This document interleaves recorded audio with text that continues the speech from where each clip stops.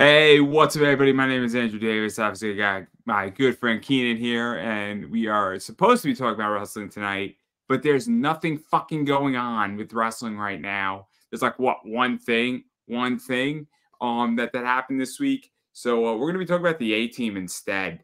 Mecca, A-Team. Mecca, acknowledge me. Acknowledge me. I don't know.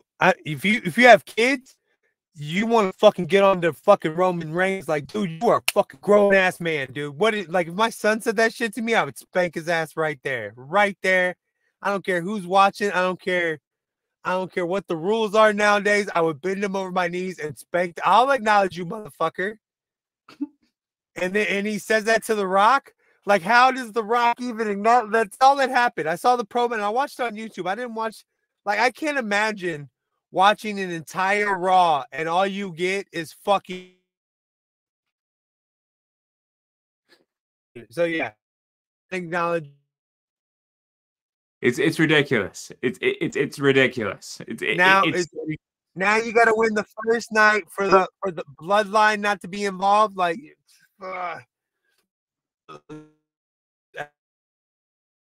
that right there would have been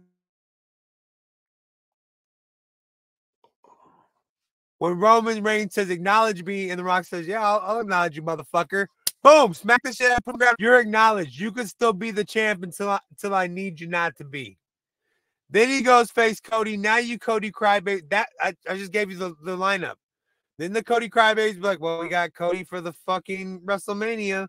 But they're not going to do that. For some reason, we're going to have to get broken-ass Seth Rollins. And that poor guy, he could barely fucking rock. And we're going to make him do two matches. One is a tag team and another one against does he have to face? Who's he got to face? No, McIntyre, right? Yeah, Drew McIntyre. So he's got to face The Rock and Roman Reigns one night. And then the next night, let's face the big ass Drew McIntyre. No problem. Unless they do this, the following, right? They destroy Seth, and Mr. Senor Money in the Bank cashes in on night one of WrestleMania. Come on, tell me you don't want that. I don't care. That's a good. Wait. But it's a good fucking out. I give you that's good writing. That's good writing on the first night. Homeboy's all laid out. But then Cody wouldn't step up for him like the night before. Like that night, like at the end of the match, if Mr. Money in the Bank catches him, like Cody wouldn't be like, no, you're not gonna. No, I got your back, Seth. You have my back. I got your back. Or maybe Cody couldn't stop and say, you got to get out there with the ref. Like it's a whole involved fucking. And you got to have the entrance with the music. Can you hear me out on this? I'm hearing you. Incapacitates Cody. Think about it.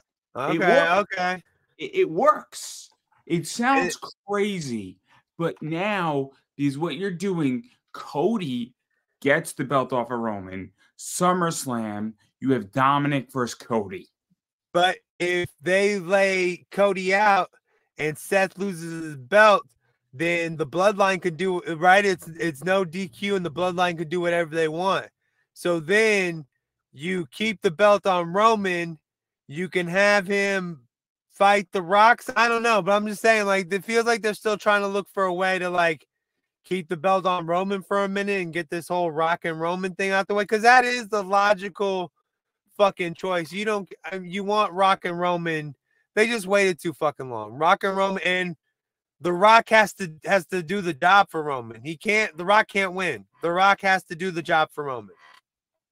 I don't know. See, I don't know anymore. I had a guest on my show, Gordon Holmes. He does all like the Survivor interviews, and he's great. And he was a wrestler, obviously. So he gets to interview all the people from the TV show Survivor. Cool interview. We spoke about nothing what we were supposed to speak about. Fantastic interview because I was so talk about the fucking A Team. No, I'm fucking with you, man. Go ahead. My bad. I interrupted. No. But we were talking about this, and it's just the idea, like, what the fuck do you do now with this? Like, because there's 13 different things you can do, but do we really need Roman versus Rock? Does Cody really need a belt anymore? Cody's over, man. Cody doesn't need a belt. Cody is the belt. You can have doesn't need the belt because they never gave it to his dad, and that's been the whole fucking story. Like, how long are you gonna make him chase after the WWE? It's like his entire life has been chasing after the WWE title. God, and I hate fucking saying the WWE title. Oh, that's so damn stupid. I want to be like the WWF Championship. You can't spend your entire life just chasing it. But who knows? I mean, they're gonna hit us with a fucking swerve. Like, that's how the wrestling game goes. They're gonna hit us with that fucking swerve. So expect the unexpected. No, but I mean, that fucking acknowledge me gets. I mean, let me ask you a question. Then we get to the A-Team. So I view wrestling very differently, where my objective is to be entertained, right? So even with Elimination Chamber, I was entertained, and I thought for $5 or $6, it was $6 well spent, right? If it was $40, it would have been bad. If WrestleMania was $60, it's a different expectation than $5.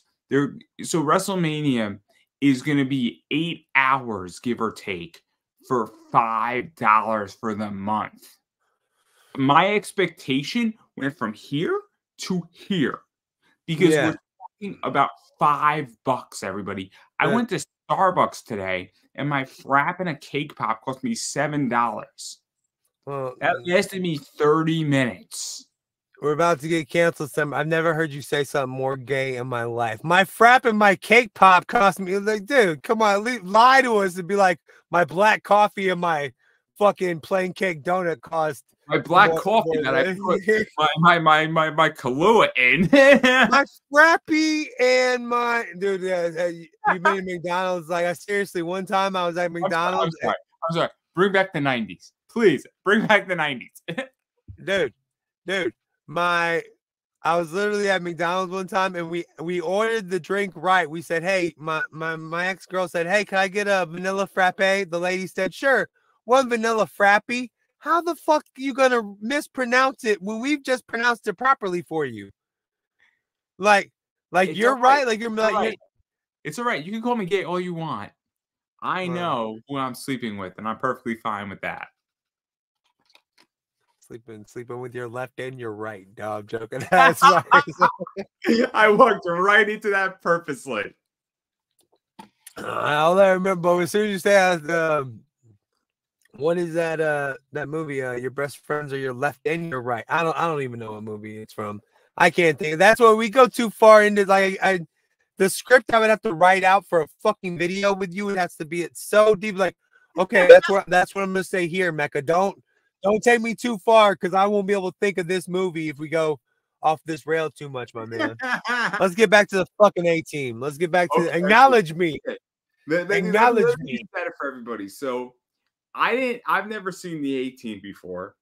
I didn't know Liam Nelson and Bradley Cooper were in this movie. And Jessica. What were you saying? You froze. You froze. You there?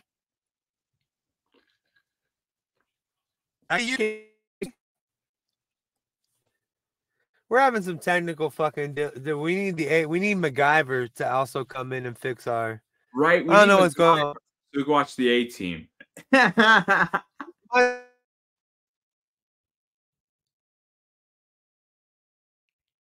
that lady from? Had an issue before. I've restarted before this. I had a thing where it wouldn't find my microphone before. God fucking damn it. This is so bad. Oh my gosh. You want to restart? We're just going to go with it.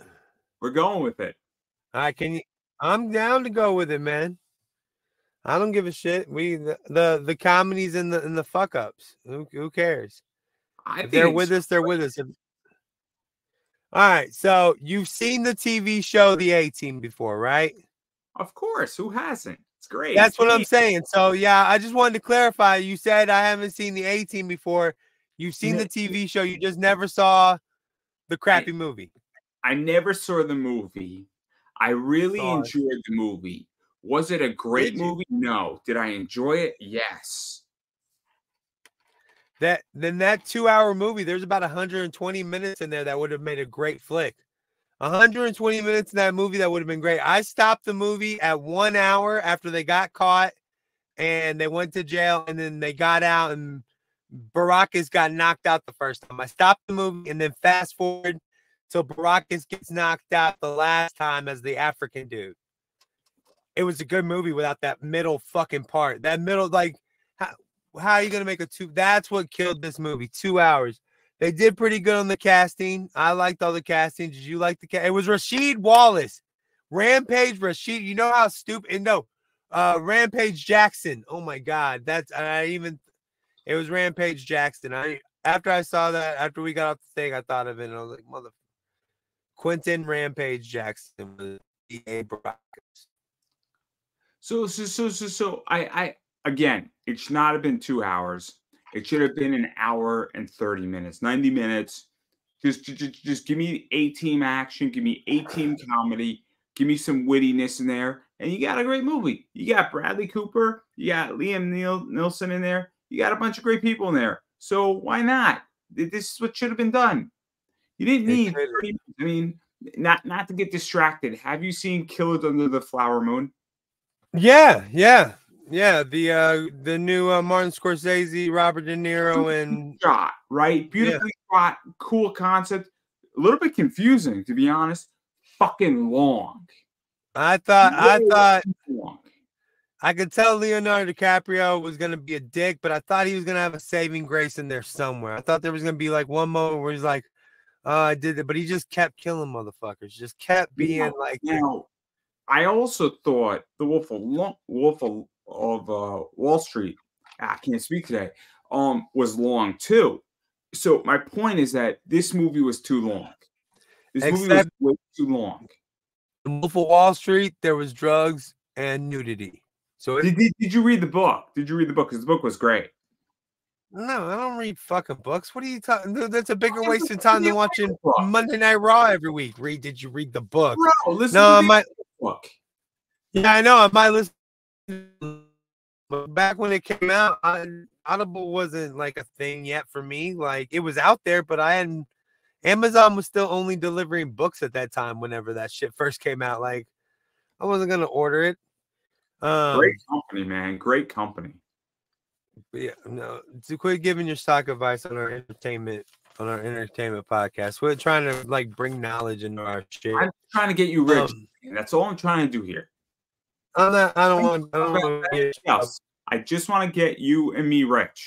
That's all I want to do. I want to get if I start making money off my shit at all, every time go to all your advice. But until then, I'm on like a fixed income, like a mofo. I ain't even got like we talked about like putting $100. Like, damn, where am I gonna get that extra $100? I kind of got it, but it's like that's such a anyways. I don't want to talk about my fans. Like, see, dude, this is off there. The A-team, way better. Let's get about the A-team. All right, so like I said, we didn't think about it, but Quentin Rampage, I thought he was a good B.A. Baracus. Some people complained about him at first. For his first role, he's a pretty good B.A. I like the Mohawk. I like how it was a good origin story, man. If they just would have taken out that whole little middle part, I'm telling you, it was like if you only watch that hour and a half of it, like you talked about, it's like it's a tight little like extended cut of an A-team TV show. That's where they messed up. Let me explain how I viewed it, right? Yeah. I kind of took them as like the G.I. Joes, right? Like genuinely, this is how I view the A-team.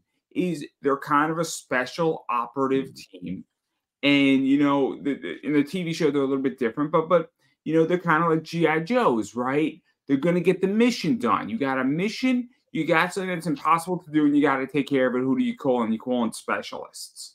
Yes, and this is the A-team, and they're witty, they're fun, they're the type of people you want to have a beer with, and you want to be on the team, right?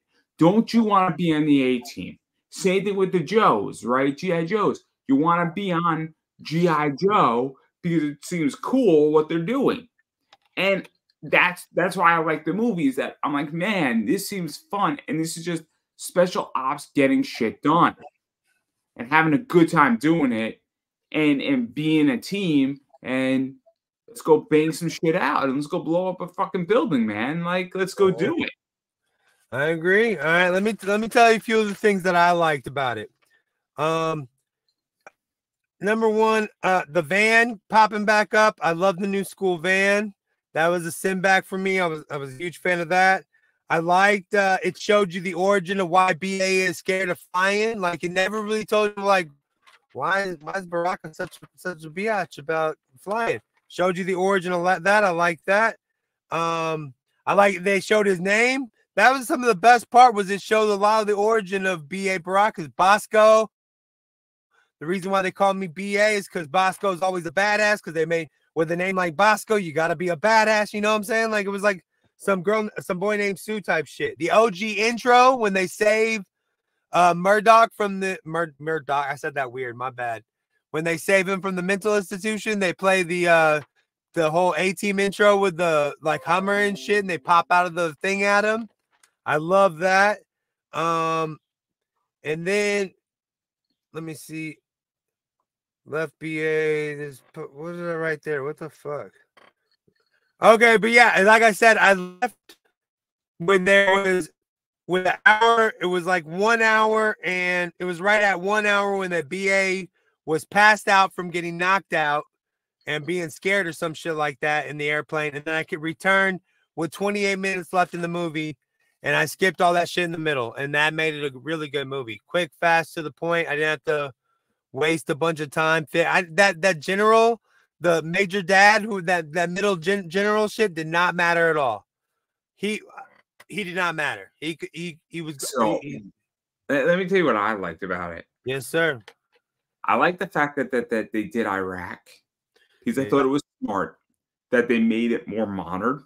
So I like the fact that they took the A-Team, because we all know the A-Team from the 80s. You know, Mr. T, you know, if you don't know the A-Team, I'm sorry. I didn't grow up in the 80s. I grew up, you know, late 90s, early 2000s. But I love the A-Team from the 80s. I think it's fantastic. But I like the fact that they said, hey, we're going to bring this into the modern world. And it's a nice little touch, because you're paying homage and respect to what's been done before, but you're bringing a new concept. And I thought it was a really nice touch, and it's a small touch, but they kind of dated it and said, cool, we're going to bring this into this new generation in the 21st century, because what they did with Iraq was smart. So I like that. I like the fact that they played the captain, and then the demotion I thought was cool with Jessica Biel's character, and then that shit.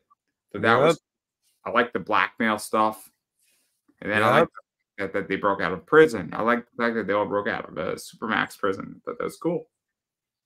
And then you stop the movie right there. They broke out of Supermax prison. Stop the movie. Fast forward to 28 minutes left, and you got a good movie. I'm telling you, man. That's what ruined them. They fucked up and put that whole thing in the middle, like thinking that general was dead. It did not matter. Him being alive did not matter. Just he's gone. Just he's gone. I like the movie when it came out, but it's because of those few things that we didn't see. We won't see that version of the A-Team again. We probably won't see another A-Team movie again.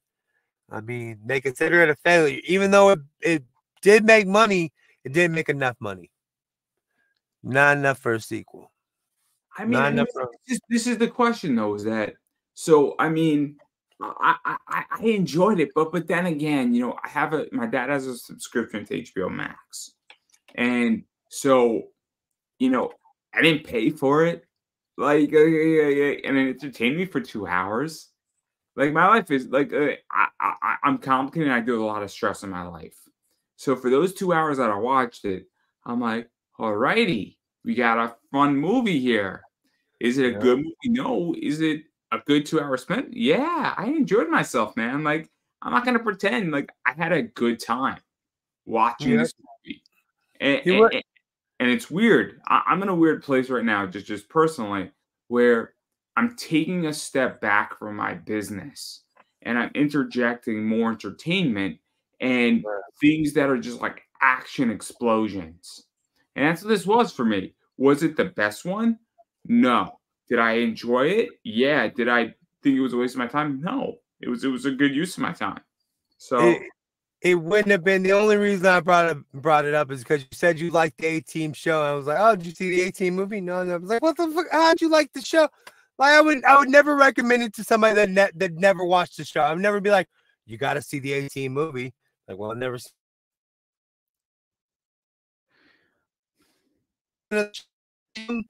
Like, you could. There's a good movie in there somewhere. The movie was in there. They missed the point and tried to keep you there.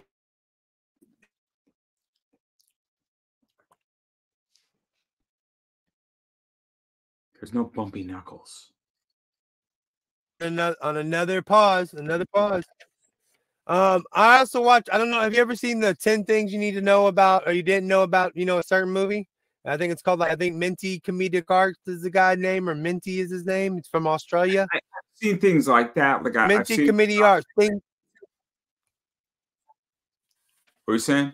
Well, I watch this guy. It's 10 things. I watch this guy. It's 10 things you didn't know, and he does all kinds of movies. But this is 10 things you didn't know about the A-Team. And I didn't write down all 10 things because a bunch of them are stupid. But these are 10 good things. It was almost a Sylvester Stallone movie, but he dropped out. And when it was but he never had enough to get any. But he would have been the Hannibal character. They would have, made him a little bit older. And this was way back in the early 90s, dude. This when there was the first iteration of it in the early 90s. They wanted to be a Sly Stallone vehicle. Then he dropped out. They took it to director John Singleton of Boys in the Hood. You ever seen Boys in the Hood? I have not seen the movie. It's on my list. You're so freaking white, bro. You're so freaking white. But they almost made it with John. White. Come on, man. Hold on, wait. Listen how good this would be. John Singleton will be the director. Mel Gibson as Hannibal. The Rock as B.A. Baracus. Christian Bale as the Face, and Jim Carrey as Murdoch. This is in the later 90s. So this is the Rock isn't a huge star yet. This was before Walking Tall. yeah, this is before Walking Tall. Then it went to Ice Cube. They wanted Ice Cube to be B.A. Baracus, but he said no to it. But when it was Ice Cube, it would have been Stifler, Deadpool, or Woody Harrelson as Murdoch, and Tom Cruise as Face. All the Hannibal types would have been stupid. They were all stupid. But yeah, Ryan Reynolds, Stifler from American Pie, or Woody Harrelson as the crazy guy. Okay. Woody Harrelson would have been great. Woody Harrelson would have been really good. The only problem is, I'm not for sure they would have considered putting a bald man as Murdoch, even though it would have worked as hell. Because then you also have almost bald. You got two bald dudes. You can't have. It's like wearing a fedora. You can't have two bald dudes in a group, man. It's just the way it goes. I've seen Woody Harrelson in Natural Born Killers. He was great in Zombieland. He was great in Curb Your Enthusiasm, and he was great in Planet of the Apes. And he was great in Game Changers. Woody Harrelson is the best of the best. He is the best of the best, but like you just named Curb Your Enthusiasm, but name me how many other things Woody Harrelson's been in with another bald man. He was in Bill Murray was in do not challenge me. Do not challenge me on Jesse the Cow. I'm asking you. Jesse the Cow, because Woody Harrelson was wrong. He was wrong on that issue, and I will defend that position. It's a great episode. It's a great episode, everybody. It's brilliant. Brilliant. All I'm saying, there's not too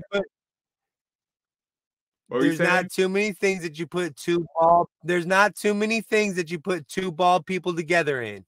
They're either wearing a wig or some shit or something that they never put. And Woody Harrelson wouldn't have worked as Murdoch. And then, and like I said, they canceled the sequel. It's because it didn't make enough money for a sequel. If they would have made it a little bit shorter, cost a little bit less, we might have seen a sequel to it. Liam Bradley Cooper made a great face. He's pretty and he's funny. It's like, damn. And then you get I don't really care about the District 9 guy as Murdoch, but he was still pretty fucking good. And I keep saying Murdoch as like I say it terribly every time. I don't know what's up with that. And I thought Rampage was pretty good as BA. I thought it was a good casting. Again. I thought it was great. I enjoy Rampage Jackson. I enjoy seeing him on screen. I think he's decent.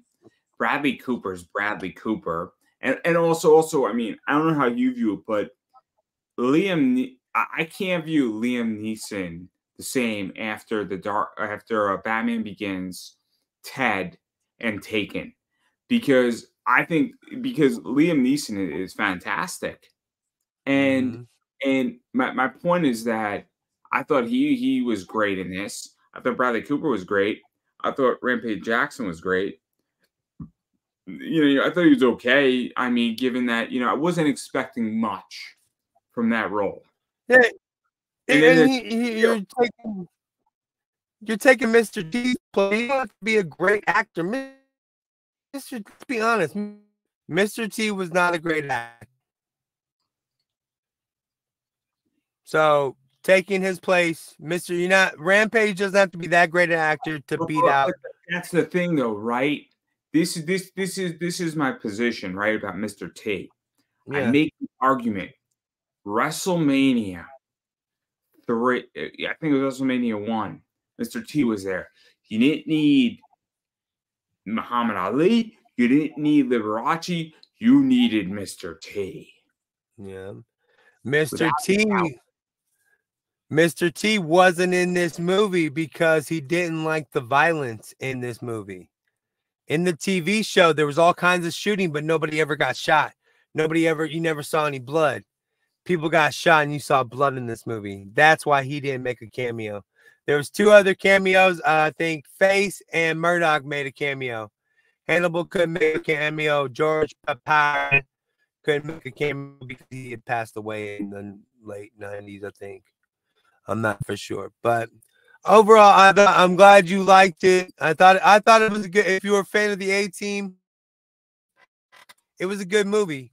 If you weren't a fan of the A-Team, they would have just made an hour and a half. It would have got some new Liam, like you said, and all these actors at the time were the biggest stars of the time. Liam Neeson was coming off of Taken. Bradley Cooper was coming off The Hangover. That guy was coming off the District 9. The Murdoch guy was coming off of District 9. Pretty good thing. And Rampage was a huge hit at the time because he had to put off a fight with Rasheed Wallace because of it, but he was a huge hit in the UFC even before that. So everybody was huge. For some reason, it just missed the mark. I think it was the length. Isn't that interesting, though? Let's actually talk about that, because isn't it interesting what hits and what doesn't? I mean, I don't know how you feel, but I've had weird interviews where they have taken off like a rocket.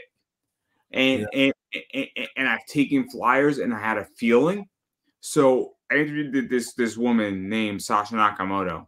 And I don't want to go too deep into it, but I had a feeling it was going to do okay. The thing took off like a fucking rocket.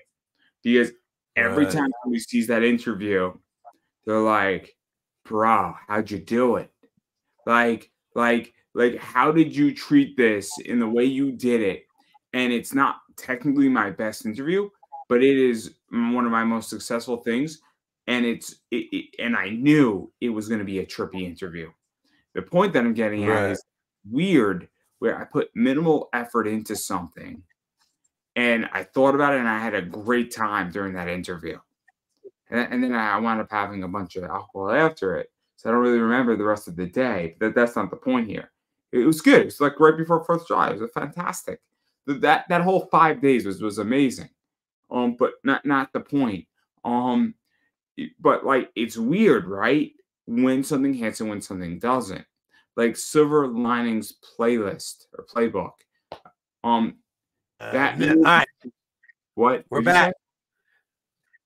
I said it started breaking up for a minute. What? I was gonna because you were talking about demographics, and the worst part is What? Oh no, I was letting you speak. I didn't say anything. Oh, well, we were talking about demographics, and what's bad is I know the demographic of my channel, and it skews very, very, very male, very, very me. Wasn't even speaking about demographics. I was speaking about the idea of it's interesting what hits and what doesn't. Where I've had what I'm saying is, hold on real quick. We're breaking up. I can't hear you. Why are you yelling at me?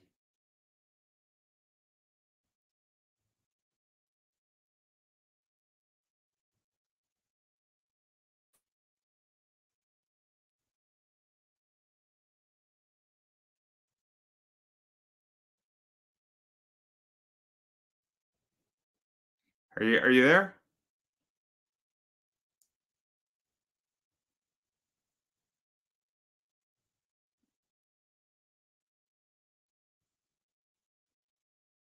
Are you there?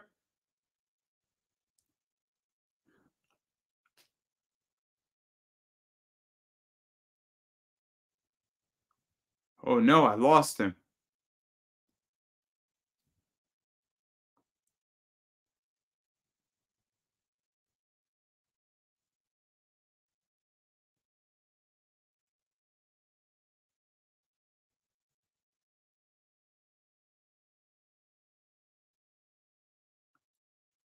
I've lost him. I'm devastated. Hi, he's back. Thank God. I got scared. Oh my God, what happened, man? Nothing. You were telling your story and just started breaking up, dude, and then it just would not come back. Speaking with this cute little anime chick that did really well on my show, and then we're talking about demographics of you being completely white mailed out. I'm like, bro, like what the hell are we talking about? Like, what I was saying was I got what you were saying about that, but because we were talking about like sometimes you don't like you think something's not gonna do great, but then it does well. I unfortunately like I don't try to fight my demographic, but I notice like funny women don't do very well on my channel. Unfortunately, in living color shit does funny black people don't do well on my channel for some stupid fucking reason. I don't get I try to fight it like okay, I still try to. It's interesting, right? You say that Sasha Nakamoto should not have worked on my channel. My demographic is a certain way, but I just say fuck it because I take a different philosophy. My philosophy is the following: is that I'm going to deliver my audience 150 interviews a year, give or take, and 80% of them are my demographic. I'll take a flyer on the other 20, right? Because maybe it's 70-30, whatever the number is, and I take a position where I'm like, I'm going to give you 70% of what my demographic is, but I also want to find what's the next big thing, and out of that 30 that I take a risk on, half of it bottoms out and fails completely. Right. But the other 15% of my audience is like, yeah, we like this. So it's so interesting because there's plenty of movies that should not have worked. I'll give you a good example. Top Gun Maverick should not have worked. Top Gun Maverick worked like a fucking charm, man. That movie had everything against it. The patriotic message in America, not to get too political, that is not. That movie on paper should have bombed. Yeah. The fact that it became like one of the 5th best movie in the box office ever. Are you fucking kidding me? Boy, did Tom Cruise bet big on that. He was the guy who delayed it. Said, no, this is a theater movie. This ain't a streaming movie. This is a theater movie. And he was right. He was. So you gotta give credit where credit is deserved. My point is that about the A-Team, why this brings back to this, is that on paper, this movie should have fucking killed it. Yeah. But it didn't.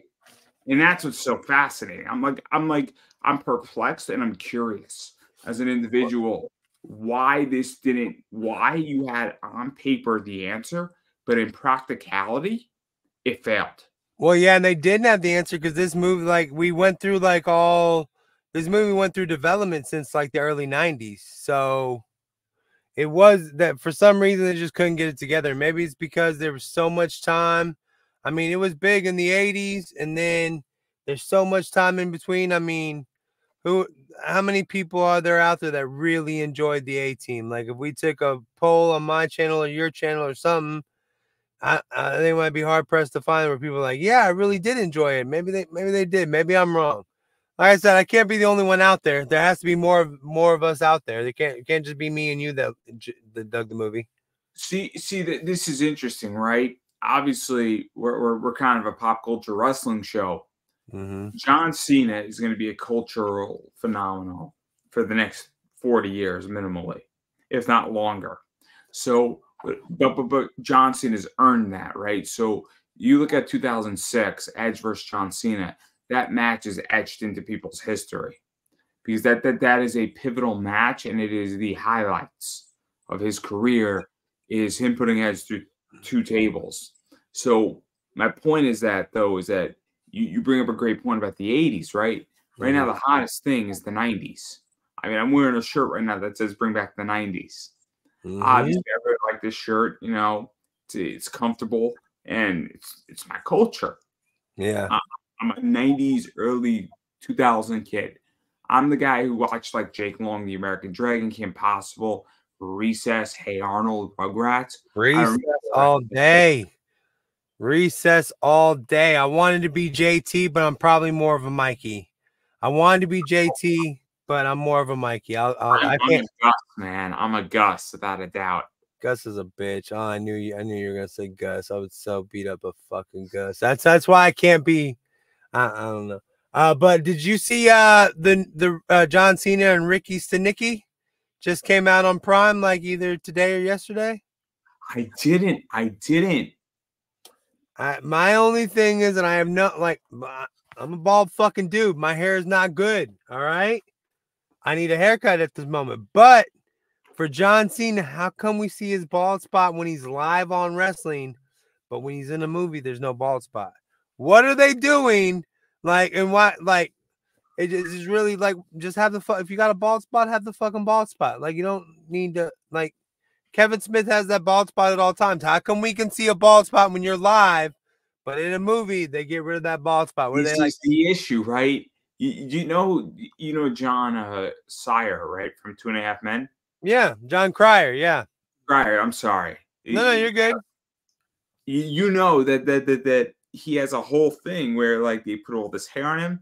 Even during like season 3, he was clearly having hair issues, right? Yeah. So it's a whole process, and I don't think people understand what it was. And he was explaining on, I think, Jimmy Kimmel or Jimmy Fallon. I forget who it was, but they were breaking it down, and it was great. It was great because he proved the point. And I mean, but like, why can't you fucking fix it? Like WWE should fix that problem. They should just fix it.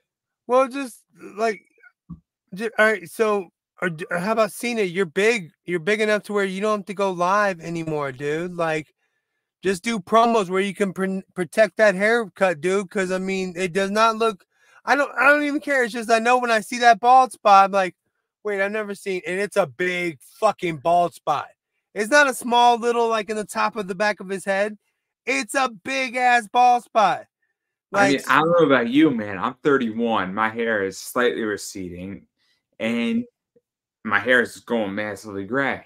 So I got married and had a daughter at 19, so I've been going bald since I was 19 years old. I was walking across the street with my boss at 21. Kanan, how old are you, son? I'm 21, sir. Damn, must be hard living, huh? Yeah, thanks, man. Yeah, you're right. It's been a hard life. Been a hard life. You get daughters and wives, and they don't give 2 fucks about you, bro. So my point is that where I'm going with this is I used to cut my hair in a crew cut, and that's because I used to work for 2 VSOs, veteran service organizations. Yeah, and a lot of people have crew cuts, and I'm going to adapt the culture there. And I like having military. I love my hair military. My mom hates it. I don't really care because for me, this is long, man. This is long for me. Yeah. Maybe I'll get a haircut tomorrow. I haven't decided, but like I love going straight out military. I like picking the sides of me. I'll take a big razor after I get my crew cut and get it real tight down, like I like a 1 or a 0. Right. And like because it's just who I am. Like I love having like a half an inch on my head. Right. But like that's what he should do, man. Like John Cena was great when he had that crew fucking military cut. It was great. Yeah. He should go back to it. And that would that would pretty much hide his bald spot. And I don't understand. And in his new movie, you don't see the bald spot not once, and you see the back of his head. So that's where I'm like, where the fuck is that bald spot, Cena? Like, I get it. Like, you're the same fucking age as you are on WWE right now. Why don't I see the balls? Why I do you don't get it, man. like he's the best. He's the best right now in wrestling. He is the GOAT. He is fantastic. He did not beat a GOAT because that's Eli Manning, but not the point. But like, man, I don't get why he doesn't want to have kids. I think he likes the his guy money. has had like he's great, but you know he's interesting. I would love to interview him. I would love to interview Cena. I would love to. I love an hour with him, and I don't want to talk about anything wrestling. I want to talk about cars with him. It's all I want. Oh, maybe write that as a bucket list. You'll get that someday, man. You just gotta. Well, you gotta put it out there like The Secret, man. You know what is? I believe, and this is just me, and I don't know how you feel about life. Yeah. Whatever is supposed to happen will happen. I've been granted more privileges than anybody else. I got to interview the Bushwhackers. I've got to interview Chris Daniels and Kazarian. I've got to interview all these top people. So there's a point where if I am to interview John Cena, it will happen. And I don't know if it'll happen or not, but with my career as an interviewer is so interesting because oddly enough, I have just been in positions and I met the right people at the right time. And, you know, sometimes I've been slightly intoxicated. I threw an idea out there and people have taken care of me. And maybe it's just being in the right time, the right place. Maybe it's just being a good human being. Maybe somebody else is looking out for me saying, look, this guy's a nice human being and I don't want him to fail, you know? And trust me, there's been plenty of people that I've helped out that I say, hey, look, I don't want them to fail. I'm being very honest. And I think that if I want an interview with John Cena and it's supposed to happen, it will happen. It'll happen. I mean, not like that, but I mean, it'll happen if you put it out there and just keep persevering through it and being a good interviewer and shit. I hope so. You get to that shit, dude. I mean, look at fucking Joe Rogan and stuff, dude. He just keeps interviewing. Like, all he does is interview people and talk to fucking people. So I mean, just talk to people. Somebody said to me after I interviewed them, they said 6 months after, they said, I've been watching you, and you are becoming very much like Joe Rogan, where you are building your brand. Right. Where you are setting your terms and you are building your brand.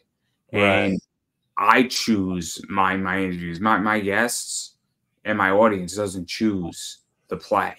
I choose who I want. I've had a lot of people on my show, and I'm very honest about this, where my audience has no influence on and so he's like, it goes back to the Sasha Nakamoto thing that I was saying, where nobody knew who Sasha was, and that interview fucking took off like a rocket. And people were like, I get why you did this because I can't stop watching it. Right. So let me explain who Sasha is. This might get us to the point. Sasha was a virtual, almost VTuber cam girl on StreamYard. So the way I did that interview is she has a human that's motion controlling her, but her human component wasn't on screen. It was just Sasha in her room as if she was doing a show on StreamYard, doing an interview, and I didn't treat Sasha any different as the entity than if I was interviewing a real human. So you're watching this interview and you're like, what the fuck? It's a trippy interview because it suspends reality. Right. And, oh my God. Like, people are watching this shit and they're like, people didn't watch it live, but everybody, a bunch of people shot me messages after, like, dude, like, what the fuck? Like, what is this? You can't take your eyes off of it. This reason why it has like 1,200 views on YouTube, which is a lot. Yeah, no, it's a lot, especially for a long form content, dude. Like shit. I don't get 1,200 views on long form content. I get all my big views on short form content, like breaking shit up. I get a lot of that too. In which, I mean, I had a video that released yesterday that did really well. It got like 150 views, give or take, and it's great. But again, I am at the will of a lot of people who say, "I just want to be part of your show, man." It's a very cool thing, and I think this is the issue is that, I mean, and again, I don't know what's going to be successful, so I'll hit every fucking button. I mean, look at you and me, man. You took a chance on me. You had no fucking idea, and you and me have a good friendship. Right. No, I mean, that's what happens in what we do, man. You just try stuff out and see how it works, and you know, that's how it all goes. I mean, sometimes you gotta have fun. You do your own shows, like I do my Wednesday night shit. You do your other show. So for full disclosure, because I'll disclose it right now. Yeah.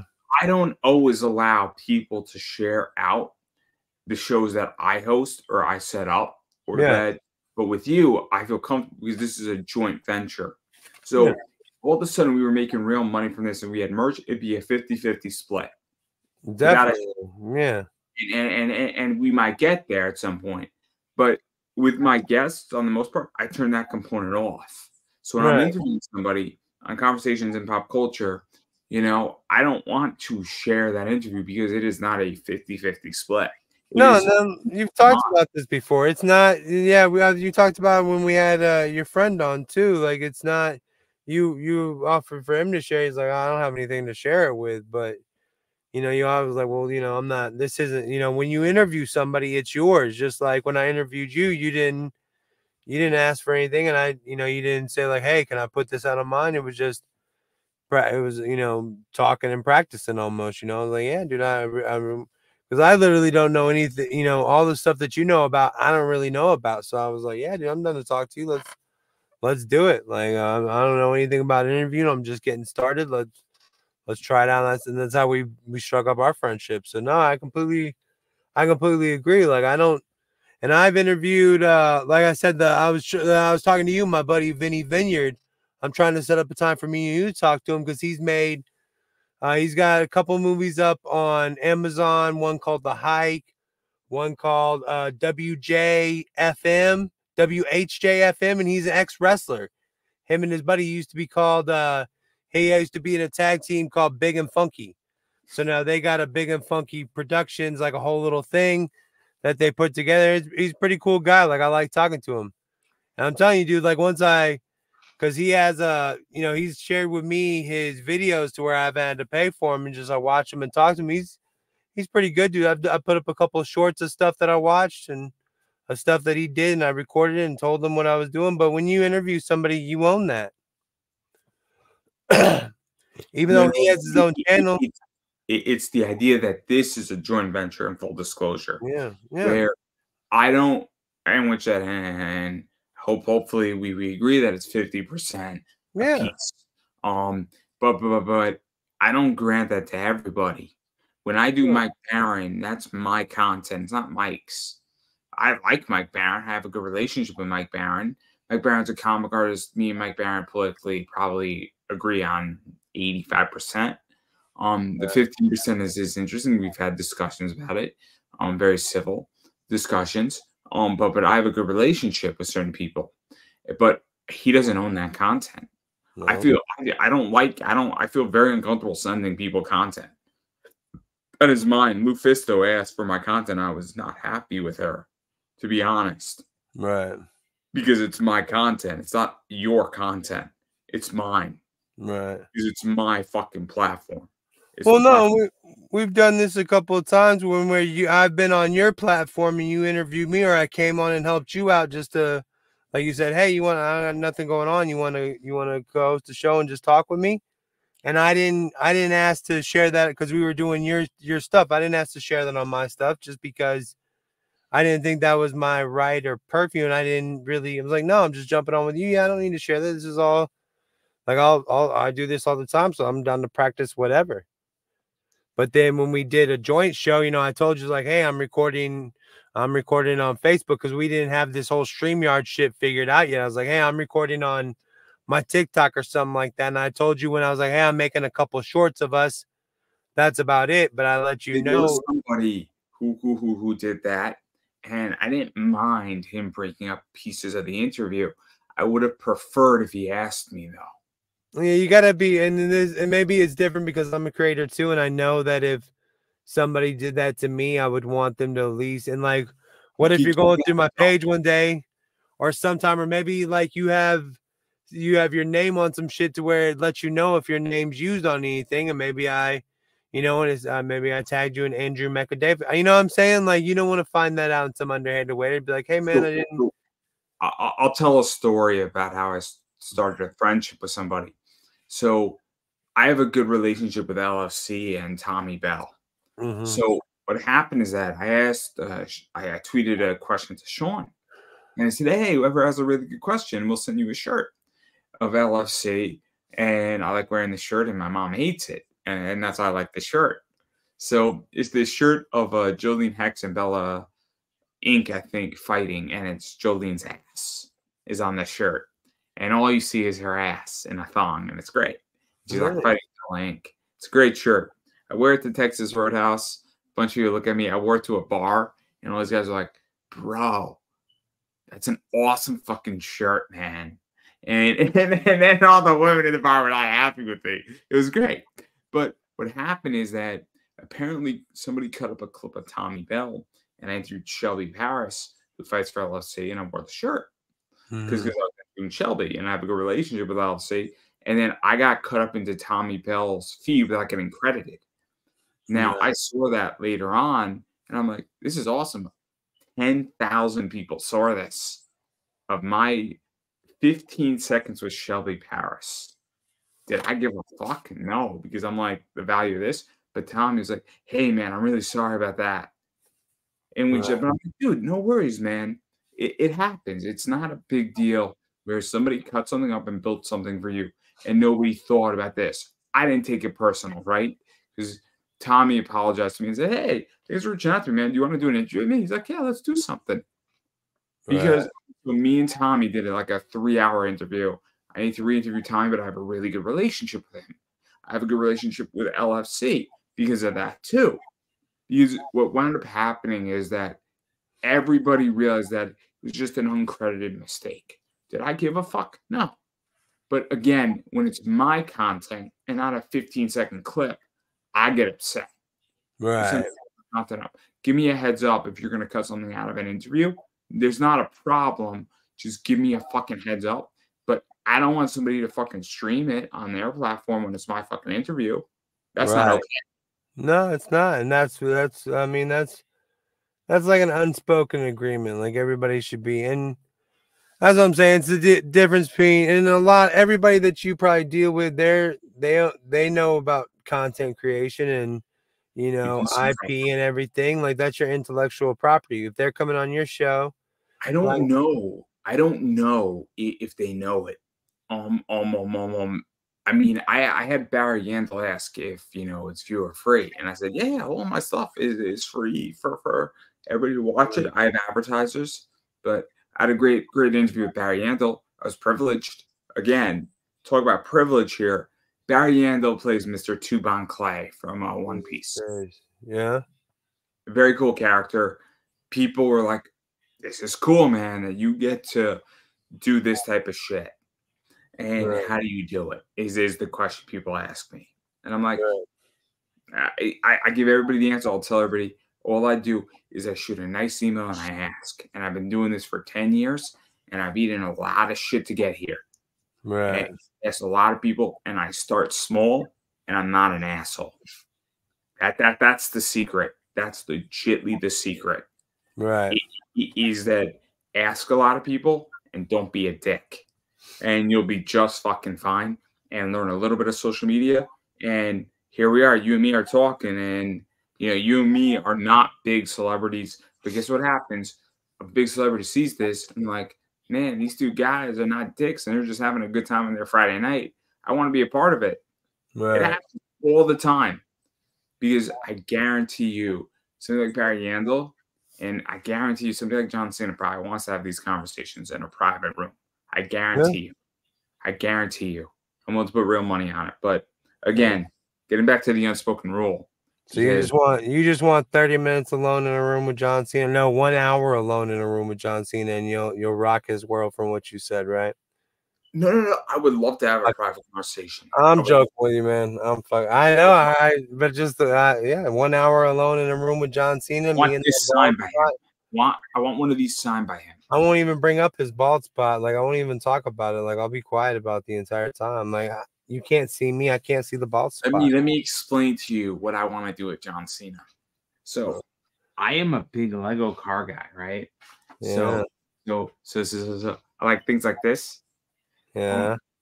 I build small models like this. They're $20. They keep me entertained for like hours. And then I have a Bugatti Chiron, which is a big Lego set. So the story behind that, and people may or may not like this story. My sister was getting married that weekend. So what did I decide to do? I bought a $350 Lego set. Right. Right. Like 2 days before our wedding. It was great. It was the best part of her wedding is I got hammered at her wedding. I don't remember her wedding. I didn't give a damn. I got completely hammered. And then I just kept drinking and it was great. I was significant. I was maybe like 27. So my recovery time was much better. I got completely hammered. Don't remember a damn thing. Had a great time. Bought my Lego Chiron, $350 Lego set. On the way home, DC. So I built that thing, and that's like 11 pounds. And so if I was to interview John Cena and we would do it live in person, I would legitimately buy him the Lego set and we would build it together. So I would buy him like a small car, and that'd be like the end of the interview. I just want to see him build it. It'd be the best video ever. It'd be the best video ever. To you, but what would everybody else think? No, they would love. You're right. That should be your thing. Like, instead of the hot ones, dude, you could just come up with like, hey, let's sit down and have a conversation. You build the Lego set, I'll build the Lego set. Let's go. That's your handle right there. I'm thinking about it. I think it'd be a fun podcast. Yeah, $20. Like, here you go. Here's your Lego set. But you gotta get in person for that one. That one's kind of like, you can't, like, if I'm building a Lego set, like, I don't know. I think it could be done in a really cool way, right? So I think theoretically it could work with two people, right? So I would love to. I did this once and I built a thing. And people were like, "Bro, this is really calming, man. You just put your camera and just building your little 45-minute Lego thing." Oh, I get that, but they wouldn't. The people at home wouldn't, like, if you're sitting here, like, I wouldn't be able to like put it up here to where you could see like each piece. So I'd be down here doing the Lego set, and all they'd see is the top of my head. You know what I mean? What you have to do is that you have to set it just focuses on other stuff.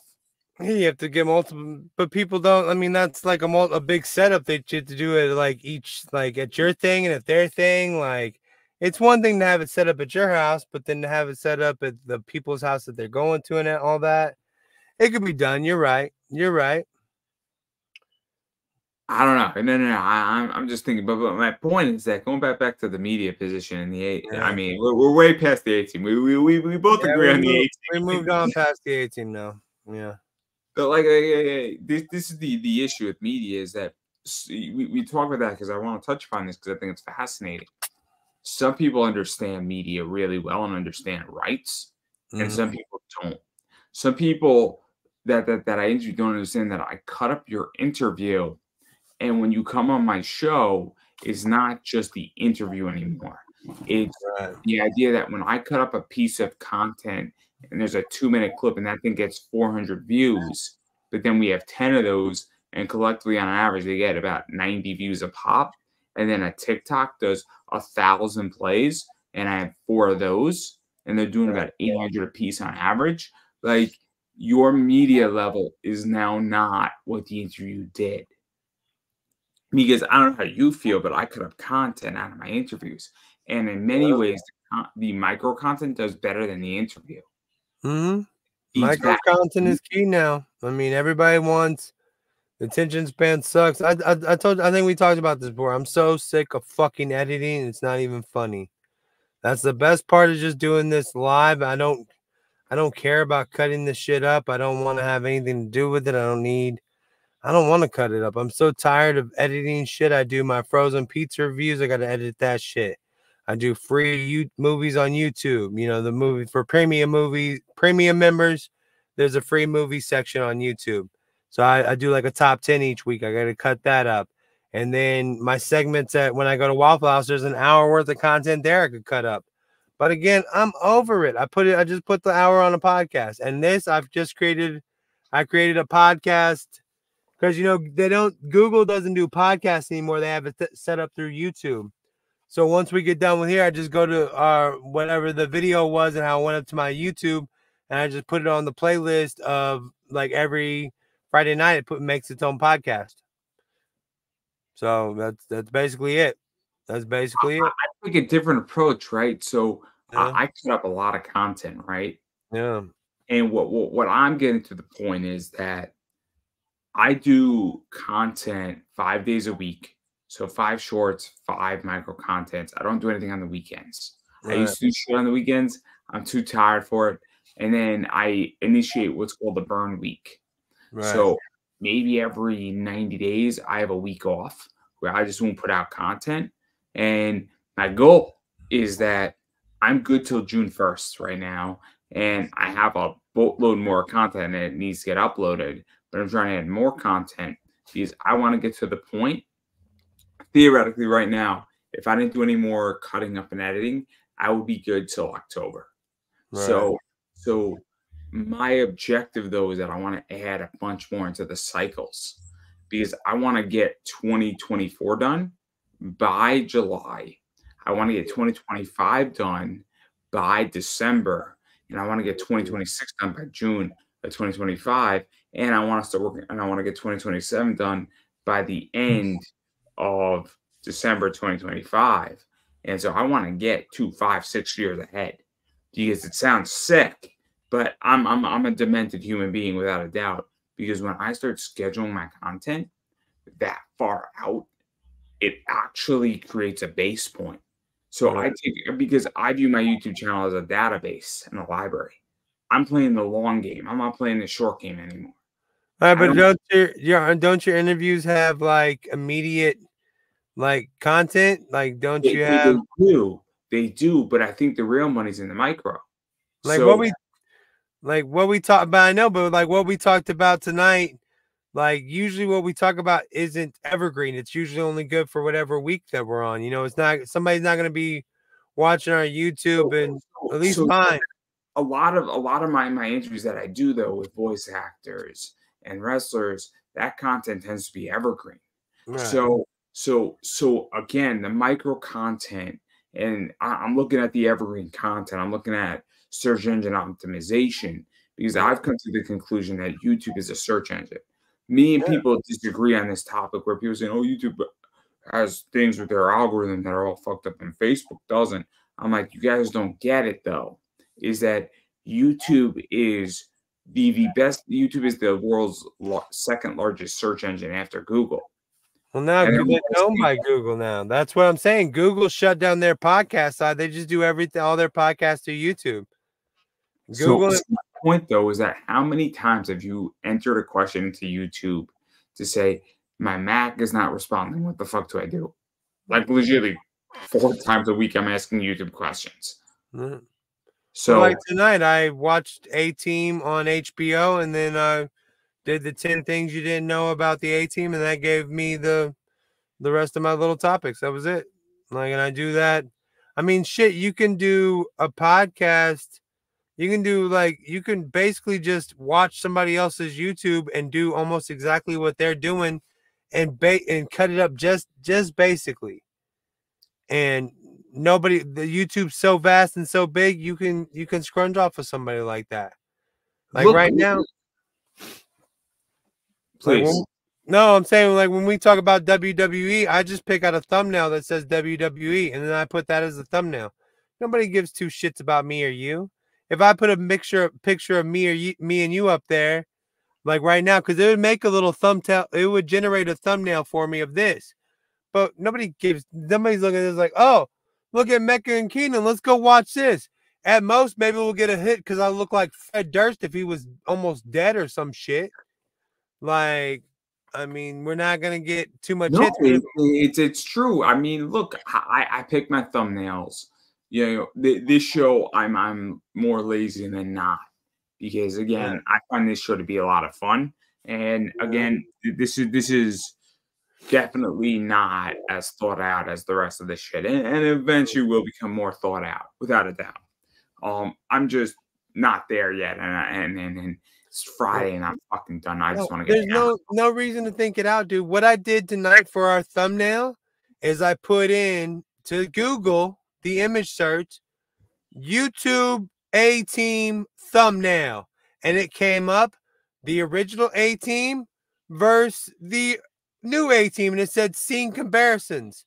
We're not talking about that shit, but that's a good fucking thumbnail. Fuck it. What do I don't care. Fuck it. You should send me this shit so I can put it up too. It'll be great. Well, dude, I got it. I literally just it's Google. I could give it to you. Let's see, we'll get it to you. Just like today, I was like, hey man, I need those links. Like I asked you last week, but then we got on. But I was like, hey man, I need those links because like at the end of the thing, you'd be like, hey, you can find me at. But I'm gonna say, hey, just look at all the links for me and him are in the description, guys. I got them all down there now. You're good to go. In the description of my YouTube, it has the links to me and him. My podcast on Wednesday nights, it's linked down there. Mecca is linked down there. You want to go to his eBay? It's linked down there. All these little Facebook things. It's great. Yeah, all these little things. You don't have to be like this and squint at that shit and try to see it. You can just we got it linked. But we'll figure this shit out. This is a fun show. We don't want to. That's like literally. I don't want to put too much work into this show. Like last week, I Googled. I think. Like the week before, we were talking about The Rock. I think it was right after Elimination Chamber or whatever. I just looked up Elimination Chamber thumbnail or some shit.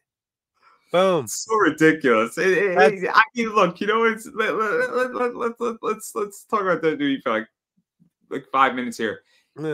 Honestly, I just want to fucking get to WrestleMania. Can we just get there? I don't even know when WrestleMania is happening anymore. Nor do I care. It's gonna be great. Isn't it like the 1st of April now? Like it was March. No, it's the 1st of April or some shit around the 1st of April. I'm looking up right now when WrestleMania is. No, it'll pop up on Peacock, like you said earlier. Oh well, no, this is what I kept wanting to say because I keep forgetting. The network saved my fandom of wrestling because before, all I would catch there was like a round table I could catch on pay-per-view of like Jim Ross and like some of the older cats. I like shit like that. I'd watch like Click This, the documentary, but then they put out the network and that saved my fandom. So like you said, the same thing with HBO Max. Said like I wouldn't if it didn't just come out of my thing and just cost me like less than $10 a month, I probably wouldn't watch this shit. That's the point, is that I have a Netflix subscription. I have a Crunchyroll subscription. Yeah. And I mean, there gets a point where I don't have a Disney Plus subscription. It's not that I'm anti-Disney. I love Disney. I love Jake Long. I love Kim Possible. I love, you know, a bunch of other stuff. Recess is a great show. We should talk about Recess all fucking day. I can talk about that show. It's great. It's free on YouTube. It's amazing. Let's talk about that next week since nothing else will happen in the WWE. Yeah, let's talk about John Wick next week. That's what we should really talk about. John Wick's amazing. It is amazing. It is amazing. What did I just watch? Oh, that's another thing. You know, Bradley Cooper actually like trained to put the clip in his gun that fast. Like that wasn't like in the movie. There's like one scene where he like quickly loads his gun and cocks it. He trained so he could load it properly. And even at the end of the movie, when he's about to get shot, the bad guy says, "Oh, you load your gun fast." Like that. Bradley Cooper was like, "Yeah, bitch, I did. I did it. I learned how to do that." And that's like, I think John Wick, he was the first one to kind of do that, throw the clip up and catch it kind of thing. like inside the gun. I like John Wick. I don't know if I could do a whole. I mean, I'm not rewatching all fucking 25 John Wicks, man. Jesus So, Christ. so did you see the Continental? Because that was great. That was great. I didn't want. It was good. I wanted to watch it, but then I didn't hear too much about it. And the new John Wick had just come out. I was like, I don't know if I want to. I don't know. Well, I mean, I didn't see 4 yet. I've been lazy. I gotta figure out where 4 is at anyhow. But not the point. Is 4 the last one that came out? 4 is the last one, but they're doing Ballerina. It's on Stars, I think. 4 is on Stars at the moment. It is. I mean, look, I full disclosure, I'm a big proponent of Lionsgate, and they're spinning off Stars and Lionsgate, and I made a bunch of financial positions to get a massive benefit from there. This is not financial advice. You do what you do, everybody. I am not your financial advisor. I will be Keenan's, but only Keenan's, because I want to make Keenan rich like me.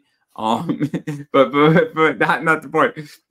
I am not your financial advisor. Everybody's watching this, so I'm sorry. I'm really expensive if you want my services. You have to look really cute too. So there you go. Can't.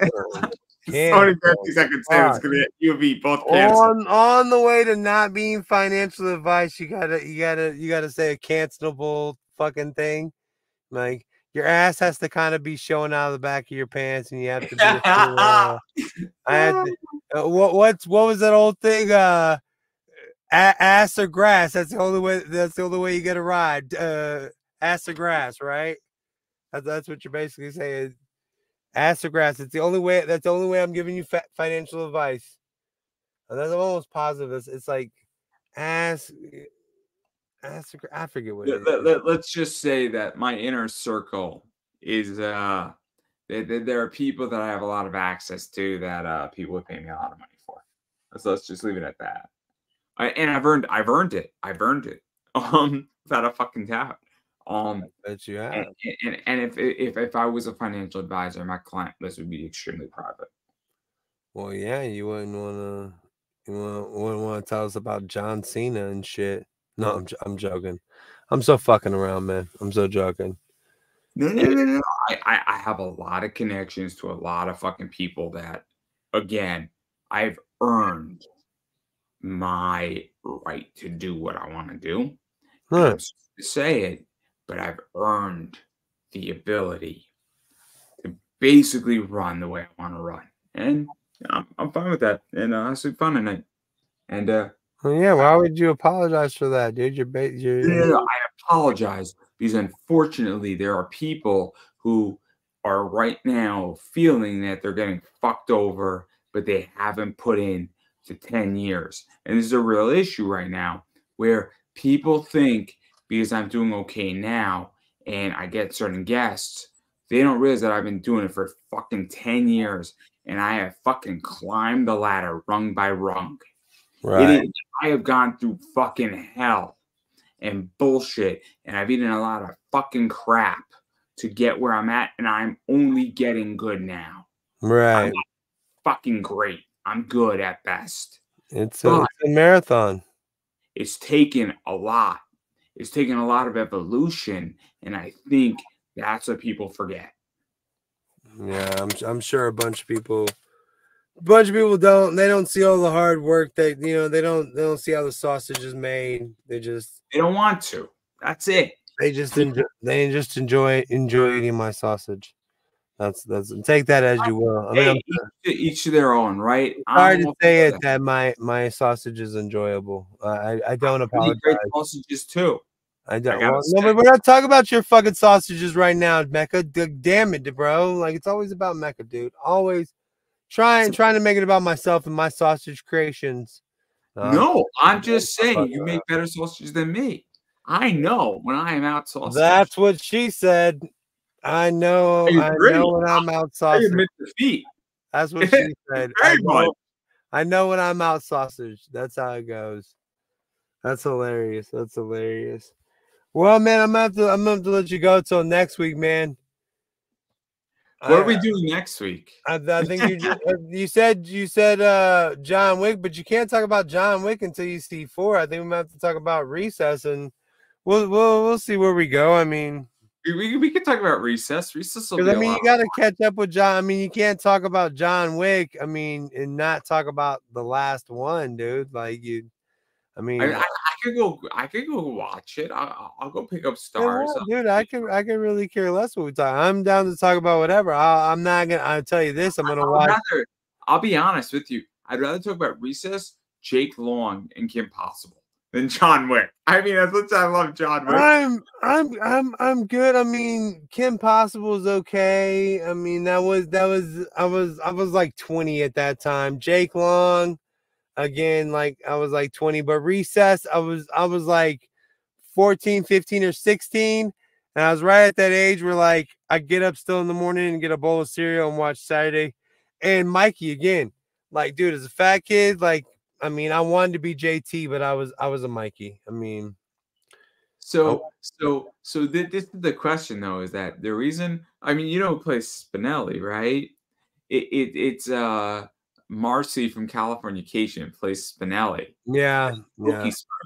From Californication plays Spinelli. It's so fucking fitting. It's amazing. And I think have you seen it? I mean, I'd have to do some more checking, but I think like in some of the fandom things, they, I think they think Spinelli and Mikey get together. Because Spinelli's all tough as shit and Mikey's baby. Oh, they don't get together. It's fucking TJ and Spinelli. Come on, man. We all know. No, you can't have 2 top dogs get together. Who's gonna pick? What are you talking about? What do you mean? What Spinelli needs. I call bullshit on this. Spinelli needs a little bit. Seth Rollins, you have 2 top dogs working, and they made a baby together. So shut the fuck up. Yeah, but Mikey's a little bitch. Mikey's not. TJ is Spinelli doesn't want somebody that Spinelli is actually the man. Becky Lynch just plays one on TV. Spinelli was actually a man. Spinelli would whoop your ass. If it was Becky Lynch and Spinelli, I would choose Spinelli all day. Like, oh, Becky Lynch is done. Becky Lynch is done. So, I want to ask this now because we have to talk about it.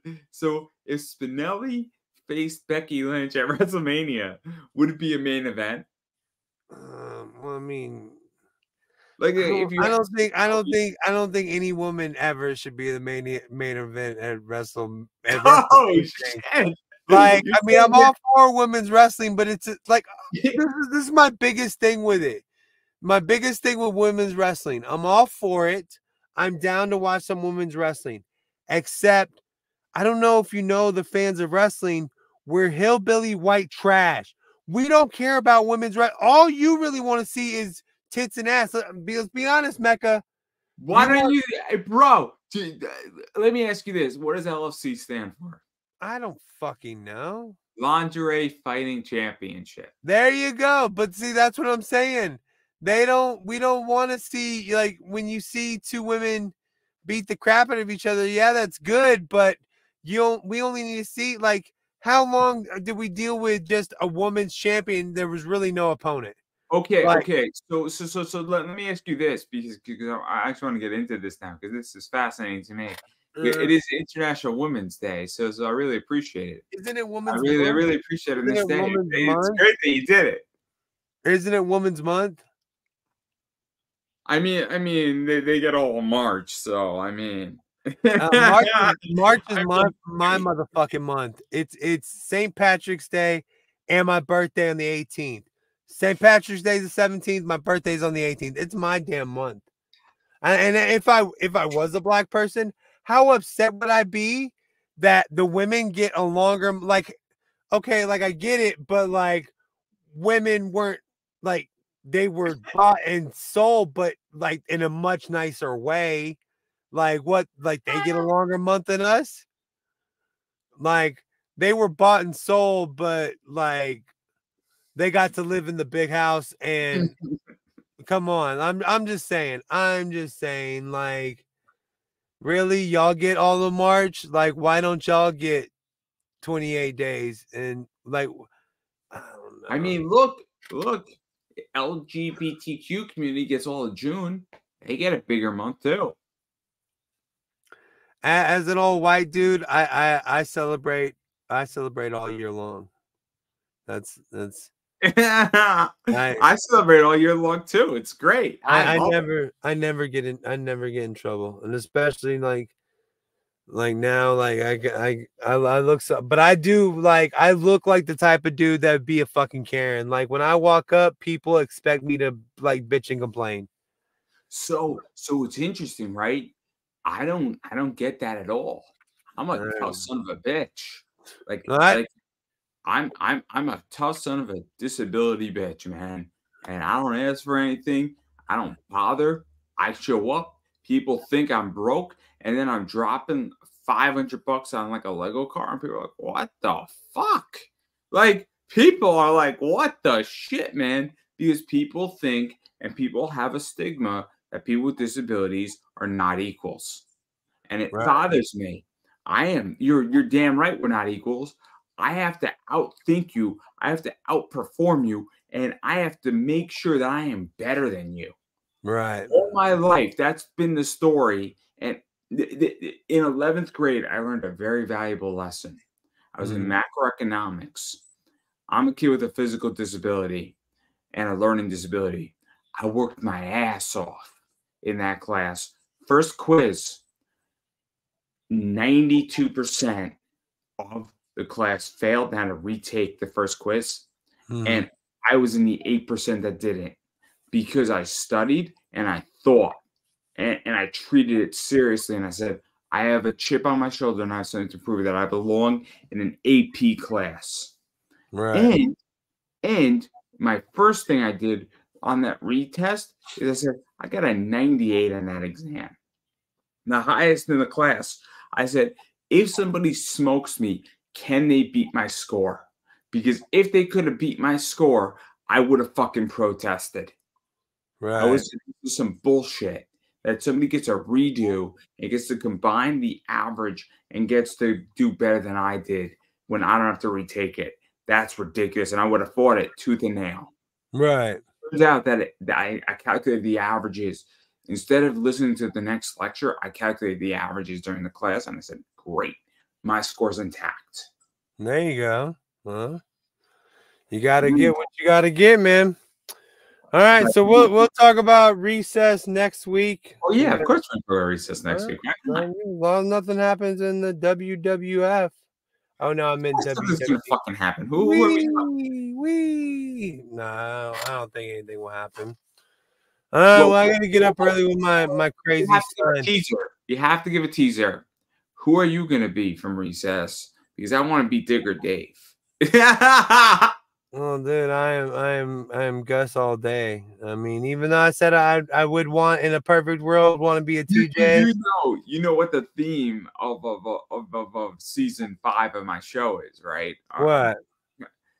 I say in every episode, I'm scandalous like an Ashley. It's straight out of recess. I heard their voice, and I hate that. I hear voices in my head, like when somebody says, "How are you doing?" Calm the fuck down. Well, wait. No, listen to me. When somebody says, "How are you doing?" I immediately think, "How you doing, Joey from Friends?" Every single time, and it gets really weird when it's like a woman saying, "How you doing today, sir?" "How you doing?" Or a dude, "How you doing today, man?" "How you doing?" Like immediately, I think that in my head every single time. Or when Dumb and Dumber. Huh? This is the opener for season 5. Hey, everybody. Welcome to Conversations in Pop Culture. My name is Andrew Davis, and yes, I am scandalous like an Ashley. You gotta say scandalous, or you have to say it afterwards. You have to say it like them afterwards. I am scandalous like an Ashley. Scandalous! Like that'd be the way to do it. Like sound like the way to do it. Eventually, I should create the shirt. Just their silhouettes and be like, my name's Andrew Davis, and I am scandalous like an Ashley. It'd be a great shirt. It'd be great. And you gotta think like they're probably not worried about scandalous like an Ashley. They didn't copyright that shit. That's a huge thing. Like, a lot of the different channels on YouTube make inspired shirts. Like There's a new the new Rockstars channel has like Deadpool inspired merch, and it's basically just like a picture of Deadpool, like kind of like in some way. It's fucked up, dude. Like I would never buy anything that I just don't like that shit. Like it's like me and you putting out, oh, a Bret the Hitman Hart inspired merch. It looks like Bret the Hitman Hart, but there's a booger hanging out of his nose right here. Like you can't see it. Like we put a booger in his nose right there. That's how it's different. Look, the backdrop of this is slightly inspired by D-Generation X, right? It's the green, but I don't think that in which that I could have picked any lightning color, but I picked the green because it's D-Generation X, right? Right. But I don't think somebody would naturally they'd be like, oh, I get that Andrew's a wrestling fan. He likes the color green. That green is the D-Generation X green. Okay. But it's not. I'm not putting a DX behind. Yeah, and you could put a DX up there. Like we could make the name of the show something. You know, it doesn't have to be D-Generation X, but it could be, you know, Mecha Davis and extra fat or some shit. I don't know. You know what I mean? Like we could come up with it. It's not. Somebody understands, and what I figured out is that somebody who's a wrestling fan will get the lightning bolts of being a D-Generation X reference. Right. But I don't think it's like you're inspired by D-Generation X in your backdrop. Like I think most people get that if you dig deep enough and you know me enough, you're like, I get that this has a reference to wrestling. Yep. But again, I think it's a far cry away. You're not doing anything like the rest of these people do. You're good to go. You're good to go. Thank you. Man, you got anything else to talk about tonight, Mr. Mecca? Mr. Mecca hi, Mecca ho. I'm just gonna promote myself, and I'll let you go first. Promote. Oh well, like I said, you know, I'm Keenan and Kel. You can, if you're watching me right now, all the links to all my other stuff are down there, and you'll find me on. You're watching me on my YouTube or Facebook. If you're watching me on his stuff, I don't want you to be my fan. Just stick over there on his shit. You'll see me when I pop over on his stuff. We're not the same. His demographic and my demographic are slightly different. No, I'm joking. But yeah, you can find me. I ain't got it all cool like him. Mr. Mecca. My positions are very simple. I am not Pee Wee Herman. And I am not John B. But I got the reference. I'm very well versed in pop culture. Just Paul Rubin. Oh my God, that was a big loss in 2023. We got a lot of big losses. I mean, you got to think. I mean, shit, man, a lot of big losses. And Paul Rubens. I mean, Mystery Men alone. Have you ever seen the movie Mystery Men? I don't know if I've seen it. Motherfucker, you would know with Kel from Keenan and Kel, Ben Stiller, Hank Azaria from The Simpsons. Oh man, I don't know if I've seen this. It's free for premium members on YouTube right now. It's free. Mystery Men. Maybe that's what the fuck we should talk about next week. The movie The Mystery Men. Okay. R.I.P. Paul Rubens. Paul Rubin plays the farter. I forget what his name is, but it's a movie about superheroes. I'm telling you, man, cult classic. So bad it's good. I promise you that. I think it's better than the A-Team. Maybe that's what we should talk about. Go ahead, but where can we find Mecca Lecca High, Mecca Hiney Ho? Okay, John B. Let's calm down. Okay, let's calm down for 10 minutes here. But obviously I am Pop Anime Comics on most social medias: Twitter, Instagram, Facebook, TikTok, YouTube. eBay is Pop Anime Comics Collectibles. Pop Anime Comics on Whatnot is where I'm at now. Do a lot of cool stuff there. So just did my first Whatnot show. It didn't sell anything, but I got 2 new followers on Whatnot. So we're gonna figure that out slowly. What would you say? I said you gotta start somewhere on different apps and stuff. That's cool. I mean, you gotta get new followers. Again, the Whatnot is an addition. It is not in minus, but there will be exclusive virtually and whatnot. And I think I'm going to do a right in the next 6 months on that. I'm again taking it in a different approach than others. It's just another outlet for me. Did you And send me the link to your Whatnot? I think I did. I think I did. All right, well then the link to his Whatnot is down in the description. I didn't sign up for to do anything like that, and I did not put Whatnot next to it. He just sent me some links, and I added it to the whole description of everything on my end. Just saying. Again, I have it in my description too, and again, you know, is for those who don't know, I buy out print runs of books. So I will buy out a 15 limited print run or something of that nature. And so certain books are going to be Whatnot exclusive. Certain books are going to be eBay exclusive, and certain books are going to be shared between the two. Because obviously I have multiple business interests. And so my whole position is the following is that, again, that's where I'm going. And, but I'm not worrying about it. I'm not worrying about it. I deal with a lot of people. A lot of people know who I am privately and publicly in this space, and everything's gonna work out fine. And I think you know what it is. I'm in a good position in my life, but not a non-stressful position. So again, no, I mean, look, you know, I'll say this openly. If nobody wants to buy anything from me on Whatnot, and we just all want to have a conversation for 40 minutes every Friday night at 9 o'clock, and we'll talk about anything you want, you can comment. There's no obligation to buy anything from me in any perspective on Whatnot. We can just have a great time. Right. And that's my point, is that I'm here for 40 minutes. I talk about comic book history, and I will sell you books. But I can tell you next week, it's the cosplay edition. And, ooh, I got some books. You going to be dressed up for next week?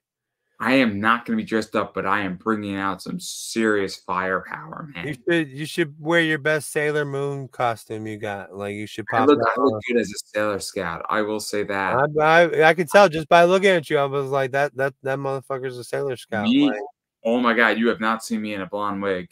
I will tell you that, and it will blow your mind. I am a cute little Sailor Scout, and oh my God. I've never wanted to not see something more in my life. You in a blonde wig. I could do without that. I would live the rest of my life happy without seeing you in a blonde wig. I'm not sending it to you. Problem solved. Thank God.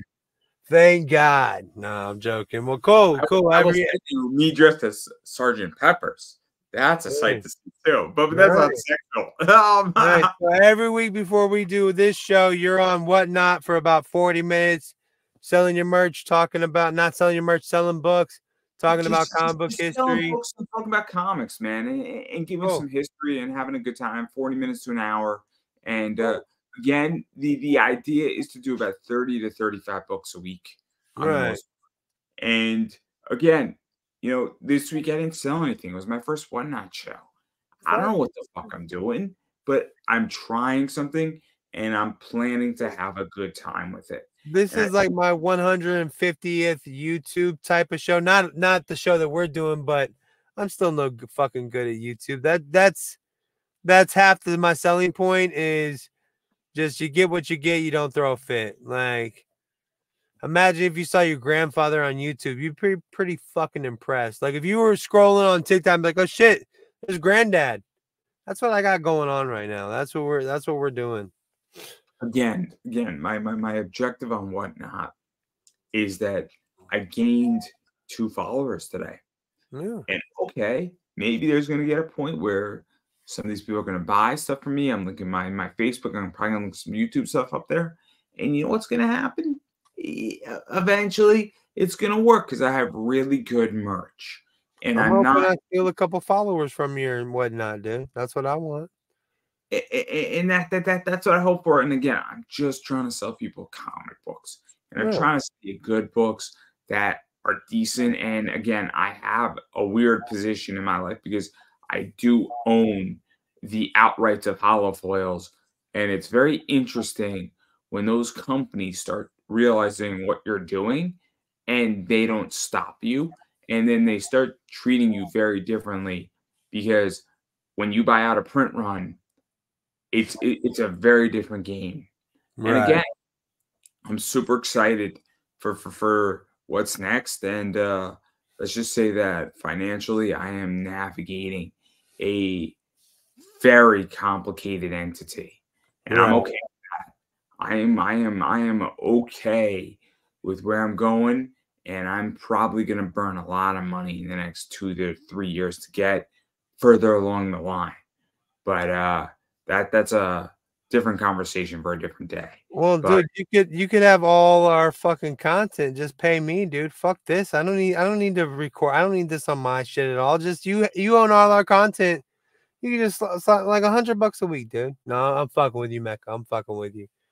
Everybody's gonna watch you grow, man, and they're gonna go to the links in the description. They're gonna follow your whatnot. They're gonna look, get top anime comics. I hope for the best, and I'm just here for the ride. And again, I have a lot of interests, and I'm gonna be just fine. And looking for comics, looking for some fun stuff, whether it's safe for work, not safe for work. I carry both, and I'm just here for the Ride, ride, man. ride us like a Sibian, Mecca. Ride us like a Sibian, bro. Again, that's the plan, and you know it is. I live in America, and I can say this very nicely and politely, and some people may or may not like it. I live in the greatest nation, and so do you. And I have more opportunities than most people will ever have in their life. Because I live in America, and this is just one aspect of it. So I'm fortunate, and if this is what not is, and it maybe takes 6 months to figure it out, I'm okay with that. Same thing with eBay, same thing with this show, same thing with everything in my life. I'm gonna be just fine.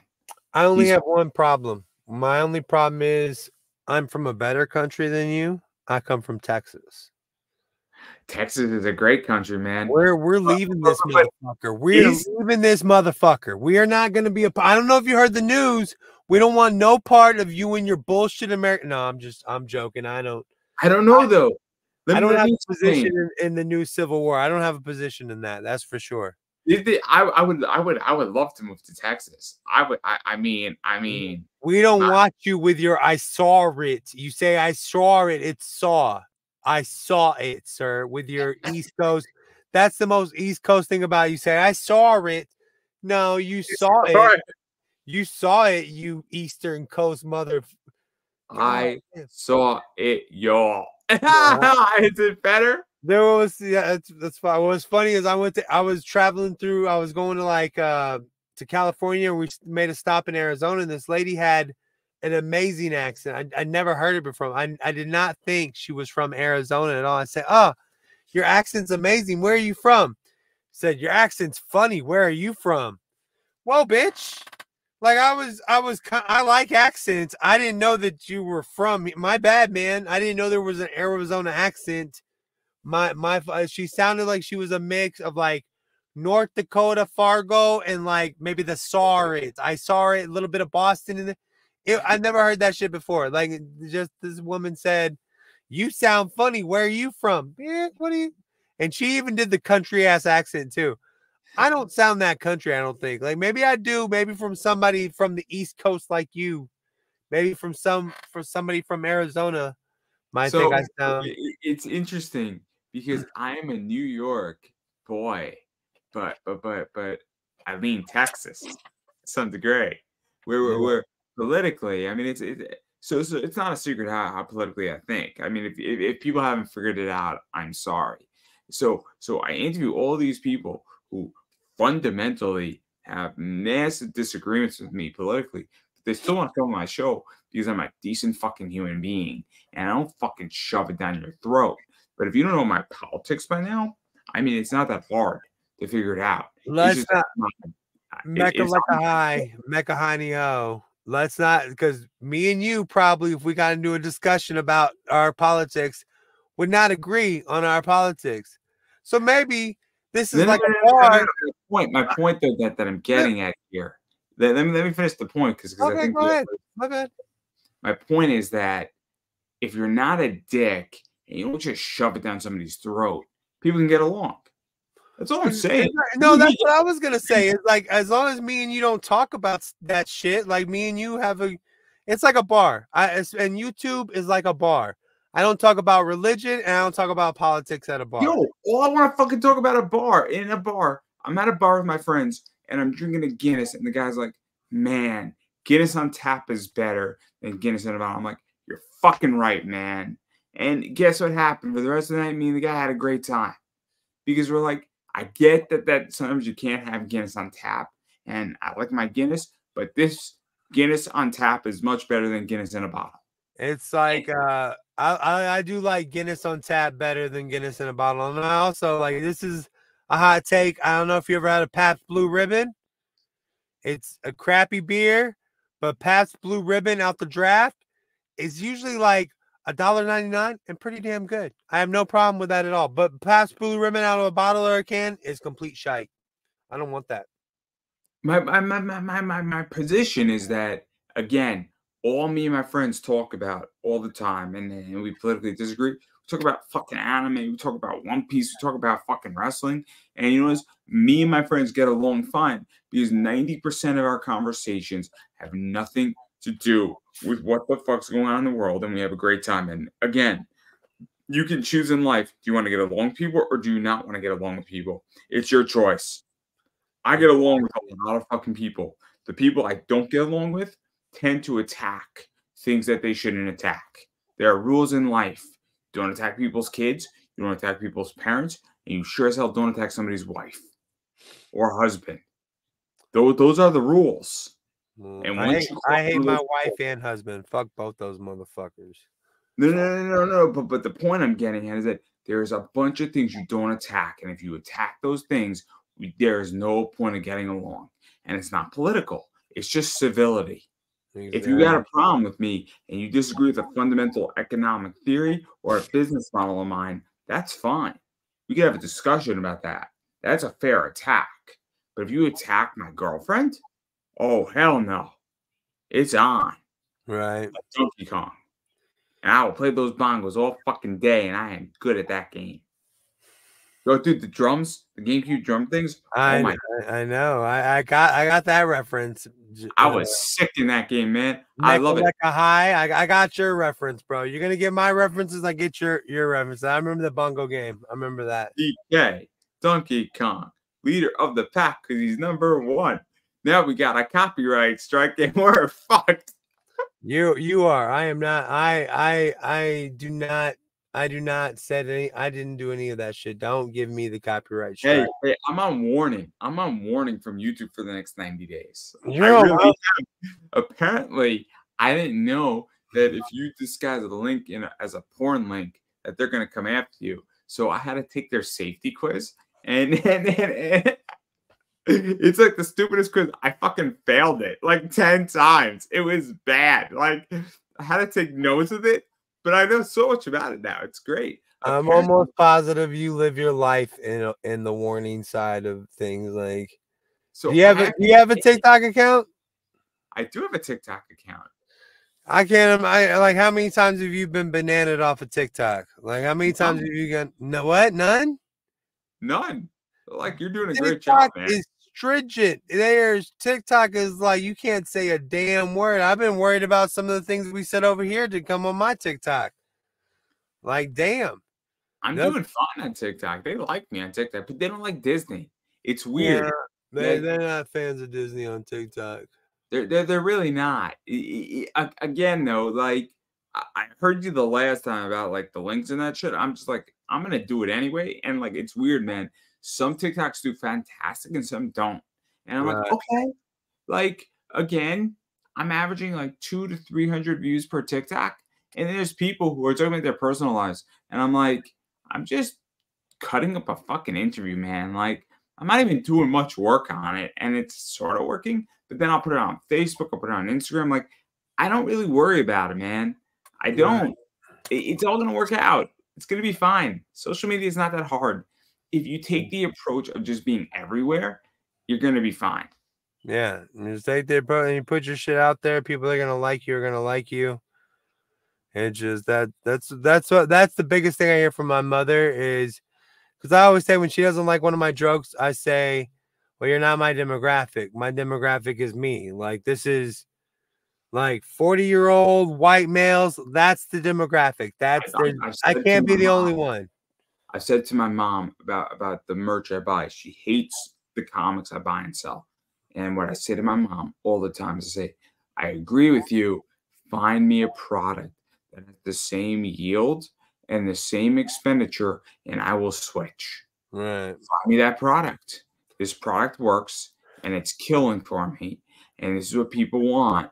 So I agree that it's not great per se, but what do you want me to do? You want me to get out of this merch? Okay, find me a replacement. Like you can't just say X without Y being in place. And every time I say that, like my mom still complains, and I'm like, great, but we're also in a shitty economy. I'm doing my best, and I'm gonna fucking in 18 months from now, nobody's gonna fucking think about this. I'm gonna be back to selling 8 to 10K a month, and all the decisions and all the shit I ate now is gonna be pennies in the position because I understand the market. Right. Like it bothers me that she attacks me that way. And I'm like, I agree with you, but you gotta understand that this is what sells. Right.